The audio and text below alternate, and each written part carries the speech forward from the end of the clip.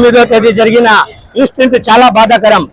ఈ రోజు మనకు స్వాతంత్రం వచ్చి 78 సంవత్సరాలు అయినా కూడా మన దేశంలో ఆడబిడ్డకి రక్షణ లేకుండా పోతా ఉంది. మహాత్మా గాంధీ గారు ఏం చెప్పారు? ఎప్పుడైతే మహిళ రాత్రిపూట ఒంటరిగా పోయిందో ఆ రోజు మనకు స్వాతంత్రం వచ్చింది అన్నారు.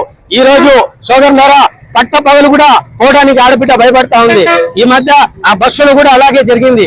దీనికి అంతటి కారణం ఏంది? వాళ్ళకి కరెక్ట్ గా శిక్ష పడట్లేదు.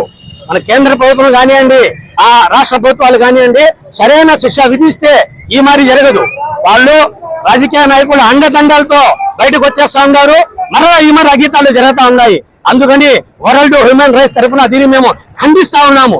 ఈ మారిగా ఇంకో ఆడబిడ్డకి జరగకూడదు అంటే కఠినమైన శిక్ష, వాళ్ళకి జీవిత ఖైదీ వేయాలి, ఉరి తీయాలి వాళ్ళకి. పబ్లిక్లు అలాంటప్పుడు ఇంకోసారి చేయడానికి భయపడాలి వాళ్ళు. దానికని మేము ఈ రోజు మహిళా సంఘాలతో స్టూడెంట్లతో కలిసి ఈ ర్యాలీ చేయడం జరిగింది. ఇక్కడ దేశవ్యాప్తంగా అందరూ చేస్తా ఉన్నారు. దీనికి అందరూ ఖండిస్తా ఉన్నారు. ఎంత పెద్దటి వారైనా సరే కఠినమైన శిక్ష వేయాలని మేము హ్యూమన్ రైట్స్ తరఫున, వరల్డ్ హ్యూమన్ రైట్స్ తరఫున డిమాండ్ చేస్తా ఉన్నాము. జై హింద్, జై భారత్, మేరా భారత్ మహాన్ హై. ఈ రోజు భారతదేశం వరల్డ్ హ్యూమన్ రైట్స్ నుంచి మాట్లాడుతున్నాము. కలకత్తాలో జరిగిన డాక్టర్ జరిగిందని ఉరి తీయాలని కోరుకుంటా ఉన్నాం మేడం. కోవిడ్ లో అట్లా జరుగుతుంది కదా, అట్లానే ఇక్కడ కూడా రావాలని కోరుకుంటా ఉన్నాము.